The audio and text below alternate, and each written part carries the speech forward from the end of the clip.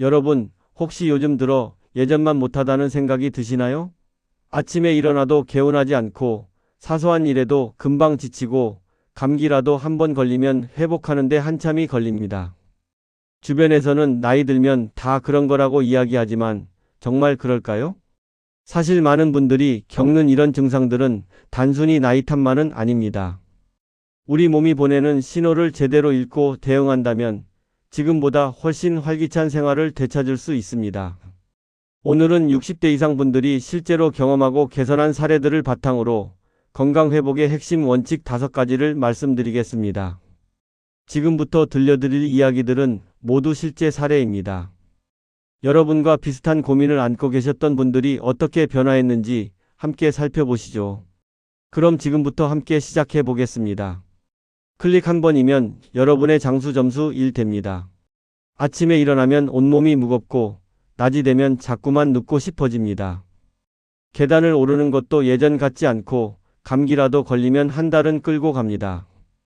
병원에 가봐도 특별한 이상은 없다는 진단만 받습니다. 혹시 이런 증상들을 나이 탓으로만 돌리고 계시진 않으신가요? 많은 분들이 체력 저하와 면역력 약화를 자연스러운 노화 과정으로 받아들입니다. 하지만 들여다보면 영양 불균형이 가장 큰 원인인 경우가 많습니다. 나이가 들면 입맛도 변하고 씹는 힘도 약해지면서 자연스럽게 식사를 간단히 해결하게 됩니다. 밥 한 공기에 김치 몇 조각, 국 한 그릇이면 한 끼가 끝납니다. 이런 단조로운 식단이 반복되면 우리 몸에 꼭 필요한 영양소들이 부족해집니다. 특히 단백질은 근육과 면역세포를 만드는 재료입니다. 비타민과 미네랄은 몸속 수천 가지 화학 반응을 돕는 조력자 역할을 합니다. 이들이 부족하면 상처가 아물지 않고 감기에서 회복하는 시간이 길어지며 하루 종일 기운이 없습니다.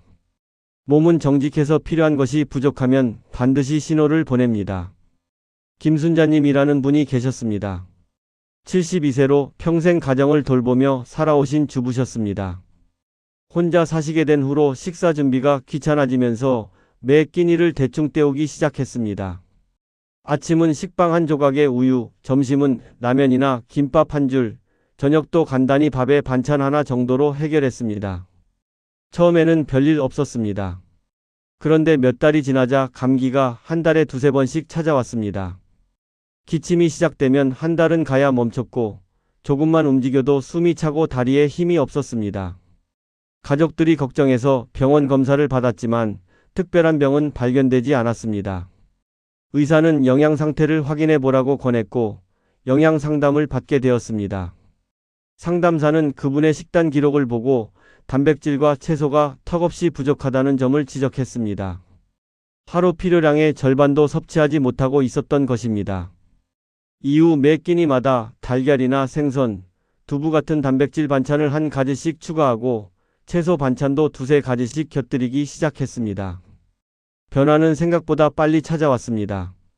2주쯤 지나자 아침에 일어날 때 몸이 한결 가벼워졌습니다. 3주가 지나자 계단을 오를 때 숨이 덜 찼고 산책을 나가도 예전처럼 중간에 쉬지 않아도 되었습니다. 한 달 반이 지나자 감기도 거의 걸리지 않았고 설령 걸려도 일주일이면 회복되었습니다. 그분은 이렇게 말씀하셨습니다. 음식이 이렇게 중요한 줄 몰랐다고, 그냥 배만 채우면 되는 줄 알았다고 말입니다. 그렇다면 어떻게 해야 할까요? 먼저 자신의 식단을 들여다보는 것부터 시작해야 합니다. 일주일 동안 매 끼니마다 무엇을 먹었는지 간단히 적어 보십시오. 단백질은 몇 끼 들어갔는지, 채소는 하루에 몇 번 먹었는지 확인해 보는 것입니다. 기록을 보면 자신도 몰랐던 패턴이 보입니다. 아침은 항상 거른다든지 저녁은 늘 비슷한 메뉴를 반복한다든지 하는 것들입니다. 그 다음은 실천입니다. 아침 식사에는 달걀 한 개라도 추가하고 점심에는 생선이나 두부를 곁들이며 저녁에는 고기나 콩 요리를 넣습니다. 채소는 가능하면 매 끼니마다 2~3가지씩 먹도록 합니다. 처음에는 번거롭게 느껴질 수 있지만 몸이 좋아지는 것을 느끼면 자연스럽게 습관이 됩니다. 건강의 첫걸음은 바로 이렇게 내 몸에 필요한 영양을 채워주는 것에서 시작됩니다. 겨울만 되면 감기를 달고 삽니다. 주변 사람 중 한 명이라도 기침을 하면 어김없이 옮고 한 번 걸리면 보름은 기본입니다. 약을 먹어도 효과가 신통치 않고 회복되는 것 같다가도 다시 재발합니다. 그러다 보니 겨울 석 달은 그냥 아픈 채로 버티게 됩니다. 왜 유독 나만 이렇게 자주 아플까요? 비타민 부족은 우리가 생각하는 것보다 훨씬 흔합니다. 특히 비타민 C는 면역세포가 제대로 기능하는데 꼭 필요한 영양소입니다. 백혈구가 바이러스와 싸울 때 비타민 C를 연료처럼 사용하기 때문입니다. 또한 염증을 가라앉히고 손상된 조직을 회복시키는 데도 관여합니다. 그런데 나이가 들수록 비타민 흡수율이 떨어지고 식사량도 줄어들면서 자연스럽게 부족해집니다. 더 큰 문제는 비타민을 먹더라도 잘못된 방법으로 복용하는 경우입니다. 한꺼번에 많은 양을 먹거나 공복에 먹어서 흡수가 안 되거나 다른 약과 함께 먹어서 효과가 상쇄되는 일들이 생깁니다. 비타민은 작은 알약이지만 제대로 먹지 않으면 아무 소용이 없습니다. 이정호님은 68세 은퇴 교사셨습니다. 평소 건강에 관심이 많아 비타민도 챙겨 먹고 운동도 꾸준히 했습니다. 그런데 이상하게도 겨울만 되면 기운이 빠지고 감기가 끊이질 않았습니다. 병원에서 혈액 검사를 받았더니 비타민 C 수치가 정상 범위의 하한선에 걸쳐 있었습니다. 비타민제를 먹고 있다고 했더니 의사가 언제 어떻게 먹는지 물었습니다. 알고 보니 아침 공복에 한꺼번에 여러 알을 먹고 있었습니다. 의사는 복용 방법을 바꿔보라고 조언했습니다. 비타민C는 수용성이라 한꺼번에 많이 먹으면 소변으로 배출되니 하루 두세 번 나눠서 식후에 먹으라는 것이었습니다. 또한 비타민제만 의지하지 말고 과일과 채소를 통해 자연스럽게 섭취하는 것도 중요하다고 강조했습니다. 그분은 이후 아침에는 귤 1개를 먹고 점심 식사 후에 비타민 1알, 저녁 식사 후에 또 1알을 먹었습니다. 식단에도 파프리카, 브로콜리, 시금치 같은 채소를 자주 올렸습니다. 한 달쯤 지나자 몸에서 느껴지는 변화가 있었습니다. 아침에 일어날 때 개운함이 달랐고 평소 느끼던 나른함이 많이 줄었습니다. 2달이 지나자 주변에서 감기가 돌아도 옮지 않았습니다. 설령 목이 조금 칼칼해져도 하루 이틀이면 회복되었습니다. 이전에는 한 달 내내 기침을 달고 살았는데 이제는 겨울도 무섭지 않게 되었다고 했습니다. 작은 알약 하나 먹는 방법만 바꿨을 뿐인데 몸 전체가 달라진 것입니다. 그렇다면 어떻게 비타민을 먹어야 할까요? 가장 중요한 것은 하루 권장량을 확인하는 것입니다. 비타민C의 경우 성인 기준 하루 100mg 정도가 적당합니다. 면역력이 약하거나 회복 중이라면 500mg에서 1000mg까지 늘릴 수 있지만 의사와 상담 후 결정하는 게 좋습니다. 복용할 때는 한 번에 많이 먹지 말고 나눠서 먹습니다. 그래야 몸이 흡수할 수 있는 양을 최대한 활용할 수 있습니다. 또한 비타민제만 믿지 말고 음식을 통한 섭취도 병행해야 합니다. 귤, 딸기, 키위 같은 과일과 브로콜리, 파프리카, 시금치 같은 채소에는 비타민 C뿐 아니라 다른 영양소도 함께 들어있어 흡수율이 더 높습니다. 작지만 강력한 비타민, 제대로 알고 먹으면 건강을 지키는 든든한 무기가 됩니다. 요즘 들어 소화가 잘 안 됩니다. 조금만 먹어도 배가 더부룩하고 오후만 되면 피곤해서 눕고 싶습니다. 약을 먹어도 예전처럼 효과가 없고 오히려 속이 더 불편해지는 것 같습니다. 건강검진에서 간 수치가 높게 나왔다는 말을 들었지만 무슨 뜻인지 잘 모르겠습니다. 간이 나쁘면 어떻게 되는 걸까요? 간은 우리 몸의 화학 공장입니다. 음식을 통해 들어온 영양소를 에너지로 바꾸고 몸에 해로운 독소를 분해해서 배출시킵니다. 또한 약물을 대사하고 혈액 응고에 필요한 물질을 만들며 면역 기능에도 관여합니다. 이렇게 중요한 간이 제 기능을 못하면 온몸에 문제가 생깁니다. 피로가 쌓이고 소화가 안 되며 약 부작용이 심해지고 면역력도 떨어집니다. 간 기능 저하는 천천히 진행되기 때문에 초기에는 알아차리기 어렵습니다. 그냥 나이 들어서 그런가 보다 하고 넘기는 경우가 많습니다. 하지만 방치하면 회복이 더 어려워지고 일상생활에 큰 지장을 줍니다. 다행히 간은 재생 능력이 뛰어난 장기라서 제대로 관리하면 기능을 되찾을 수 있습니다. 박영희님은 75세로 평생 작은 가게를 운영하며 바쁘게 살아오셨습니다. 몇 년 전부터 쉽게 피곤해지고 조금만 일해도 숨이 차고 다리가 붓기 시작했습니다.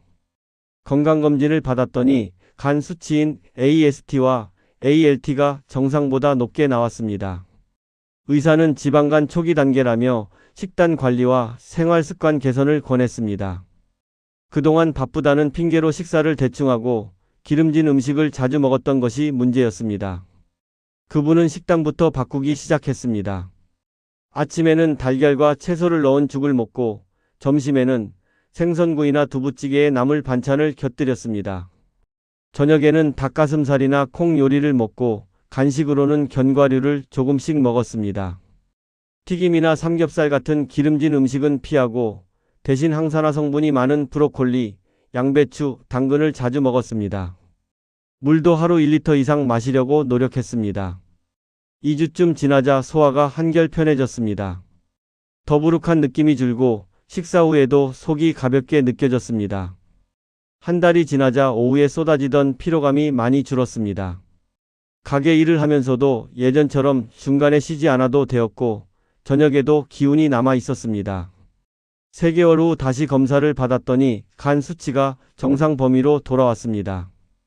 의사도 놀라워하며 이대로만 유지하라고 격려했습니다. 그분은 이렇게 말했습니다. 간이 이렇게 중요한 줄 몰랐다고 이제는 몸이 살아있는 게 느껴진다고 말입니다. 간 건강을 지키려면 무엇을 해야 할까요? 먼저 정기적으로 간 수치를 확인해야 합니다. AST와 ALT 수치를 1년에 한 번은 체크해서 이상이 없는지 점검합니다. 수치가 높게 나왔다면 원인을 찾아 바로 잡아야 합니다. 식단은 단백질과 항산화 식품 중심으로 구성합니다. 생선, 두부, 달걀, 닭가슴살 같은 양질의 단백질을 매 끼니 포함하고 브로콜리, 양배추, 시금치, 당근 같은 채소를 충분히 먹습니다. 기름진 음식, 술, 가공식품은 최대한 줄입니다. 이런 음식들은 간에 부담을 주고 지방을 축적시킵니다. 물은 하루 1리터에서 1.5리터 정도 마셔서 노폐물 배출을 돕습니다. 간은 우리 몸의 화학 공장이자 해독 공장입니다. 간이 건강해야 온몸이 건강합니다. 지금부터라도 간을 위한 작은 실천을 시작해 보십시오. 이것도 안 되고 저것도 안 되니 대체 뭘 먹어야 할지 모르겠습니다. 건강 정보는 넘쳐나는데 하나하나 다 지키려니 식사 준비가 전쟁입니다. 복잡한 영양 계산이나 특별한 재료 없이 간단하면서도 효과적인 식단 원칙은 없을까요? 건강한 식단의 핵심은 균형입니다. 어떤 한 가지 음식이 모든 문제를 해결해 주지 않습니다. 단백질, 탄수화물, 지방, 비타민, 미네랄이 적절한 비율로 들어가야 우리 몸이 제대로 작동합니다. 특히 60대 이상은 체력 유지를 위한 단백질, 염증 조절을 위한 항산화 식품, 혈당 관리를 위한 저당 식단이 중요합니다. 복잡해 보이지만 몇 가지 원칙만 지키면 생각보다 쉽게 실천할 수 있습니다. 최만호님은 70세 은퇴 엔지니어였습니다. 평생 머리 쓰는 일을 하다 보니 식사는 늘 빨리 때우는 편이었습니다. 은퇴 후에도 습관이 바뀌지 않아 라면, 빵, 과자로 끼니를 해결하는 날이 많았습니다. 그러다 보니 소화불량이 잦아지고 체중도 줄었습니다. 계단을 오르면 숨이 차고 조금만 걸어도 다리에 힘이 없었습니다. 가족들이 걱정해서 병원에 갔더니 영양 불균형이라는 진단을 받았습니다. 영양사와 상담을 받으면서 식단 원칙을 배웠습니다. 첫째, 매 끼니 단백질을 반드시 포함하라는 것이었습니다. 아침에는 달걀이나 우유, 점심에는 생선이나 두부, 저녁에는 닭고기나 소고기를 먹기로 했습니다. 둘째, 채소를 다양하게 먹으라는 것이었습니다. 브로콜리, 시금치, 당근, 양배추 등을 번갈아가며 매 끼니 두세 가지씩 먹었습니다. 셋째, 좋은 지방을 섭취하라는 것이었습니다. 들기름, 올리브유, 견과류를 조금씩 추가했습니다. 넷째, 흰 밥이나 흰 빵보다는 잡곡밥이나 통밀빵을 선택하라는 것이었습니다. 혈당이 급격히 오르지 않아 에너지가 오래 유지되었습니다. 다섯째, 튀김이나 탄 음식, 가공식품은 최대한 피하라는 것이었습니다. 이런 음식들은 염증을 일으키고 소화에 부담을 주기 때문입니다. 처음에는 귀찮고 번거로웠지만 원칙을 정해두니 장 볼 때도 음식 준비할 때도 헷갈리지 않았습니다. 2주쯤 지나자 소화가 편해졌습니다. 속이 더부룩한 느낌이 없어지고 식사 후에도 몸이 가볍게 느껴졌습니다. 한 달이 지나자 체중이 조금씩 늘기 시작했습니다. 근육이 붙으면서 몸에 힘이 생겼고 계단을 오를 때도 숨이 덜 찼습니다. 6주가 지나자 에너지 수준이 완전히 달라졌습니다. 아침에 일어날 때 개운하고 낮에도 피곤하지 않았습니다. 저녁까지 활기차게 생활할 수 있었습니다. 그분은 이렇게 말했습니다. 이렇게 간단한 원칙만 지켰을 뿐인데 몸이 10년은 젊어진 것 같다고 말입니다. 식단 원칙을 실천하는 방법은 간단합니다. 매일 아침 오늘 먹을 식사에서 단백질, 채소, 좋은 지방이 들어갔는지 확인합니다. 냉장고에 달걀, 두부, 생선, 닭고기 같은 단백질 식품과 브로콜리, 시금치, 당근 같은 채소를 항상 준비해 둡니다. 요리할 때는 튀기기보다 찌거나 삶거나 구우며 가공식품보다는 자연 그대로의 재료를 사용합니다. 복잡한 계산 없이 이 5가지 원칙만 지켜도 식단은 충분히 건강해집니다. 아무리 좋은 음식을 먹고 영양제를 챙겨 먹어도 효과가 없는 것 같습니다. 건강검진 수치는 괜찮은데 몸은 여전히 피곤하고 회복도 더딥니다. 혹시 내가 놓치고 있는 게 있는 걸까요? 음식과 영양만큼 중요한 것이 바로 생활 습관입니다. 잠을 제대로 자지 못하면 아무리 좋은 음식을 먹어도 몸이 회복되지 않습니다. 움직이지 않으면 근육이 빠지고 혈액순환이 나빠집니다. 스트레스가 쌓이면 면역력이 떨어지고 염증이 생깁니다. 생활 습관은 건강의 토대입니다. 이 토대가 튼튼해야 영양과 치료 효과가 제대로 나타납니다. 한미숙님은 78세 전직 간호사였습니다. 평생 환자를 돌보며 밤낮 없이 일했던 습관 때문인지 은퇴한 지 오래되었는데도 수면 패턴이 불규칙했습니다. 어떤 날은 일찍 자고 어떤 날은 새벽까지 깨어 있었습니다. 낮에는 거의 집 안에만 있고 움직이는 일도 별로 없었습니다. 자연스럽게 근육이 빠지고 조금만 걸어도 다리에 힘이 없었습니다. 집중력도 떨어져서 책을 읽어도 내용이 머리에 들어오지 않았습니다. 가족들이 권유해서 생활습관 개선 프로그램에 참여했습니다. 첫 번째 목표는 수면 루틴을 일정하게 만드는 것이었습니다. 매일 밤 10시에 잠자리에 들고 아침 6시에 일어나기로 했습니다. 처음에는 밤에 잠이 오지 않아 뒤척였지만 낮에 졸음이 와도 참고 견뎠습니다. 일주일쯤 지나자 몸이 적응하면서 밤에 잠들기가 쉬워졌습니다. 두 번째 목표는 매일 가벼운 활동을 하는 것이었습니다. 아침 식사 후 20분 정도 동네를 산책했습니다. 처음에는 천천히 걷다가 쉬기를 반복했지만 점차 쉬지 않고 걸을 수 있게 되었습니다. 오후에는 집에서 간단한 스트레칭을 10분 정도 했습니다. 팔다리를 쭉쭉 펴고 목과 어깨를 천천히 돌리는 정도였지만 몸이 한결 가벼워졌습니다. 세 번째는 스트레스 관리였습니다. 혼자 있는 시간이 많다 보니 자꾸 걱정이 앞섰고 불안한 생각이 많았습니다. 프로그램에서는 매일 감사 일기를 쓰라고 권했습니다. 오늘 하루 중 좋았던 일 3가지를 적는 것이었습니다. 처음에는 별것 아닌 것들만 떠올랐습니다. 날씨가 좋았다, 밥이 맛있었다, 이웃이 인사했다 같은 것들이었습니다. 하지만 매일 적다 보니 작은 일에서도 기쁨을 찾게 되었고 부정적인 생각이 줄어들었습니다. 변화는 생각보다 빨리 찾아왔습니다. 일주일 만에 잠을 깊이 자게 되면서 아침에 일어날 때 개운함이 달랐습니다. 2주가 지나자 낮 동안 피로감이 확연히 줄었고 집중력도 좋아졌습니다. 3주가 지나자 산책 거리가 자연스럽게 늘어났고 다리에 힘이 붙는 것이 느껴졌습니다. 한 달 반이 지나자 온몸이 살아있는 것 같았습니다. 아침에 눈을 뜨면 오늘 하루가 기대되었고 저녁에는 하루를 알차게 보냈다는 뿌듯함이 있었습니다.